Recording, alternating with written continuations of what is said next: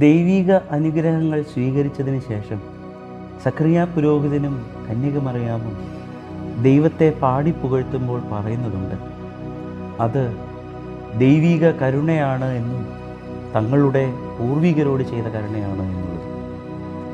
നമുക്ക് ലഭിക്കുന്ന അനുഗ്രഹങ്ങളും നമ്മുടെ നേട്ടങ്ങളും നമ്മുടെ കഴിവിൻ്റെ പ്രതിഫലമാണ് എന്ന് മാത്രം ചിന്തിക്കുന്നവരല്ലേ നാം?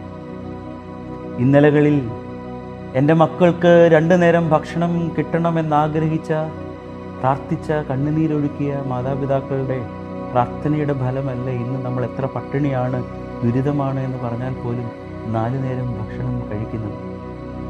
നമുക്ക് നമ്മുടെ പൂർവികരെ നമുക്കായി നേടിത്തന്ന വലിയ വരങ്ങളെ ഓർക്കാം. നമുക്ക് നമ്മുടെ നന്മകളെ അനുസ്മരിക്കാം. നന്ദി നിറഞ്ഞ ഹൃദയത്തെ ദൈവം മുമ്പാകെ സമ്മാനമായി സമർപ്പിക്കാം.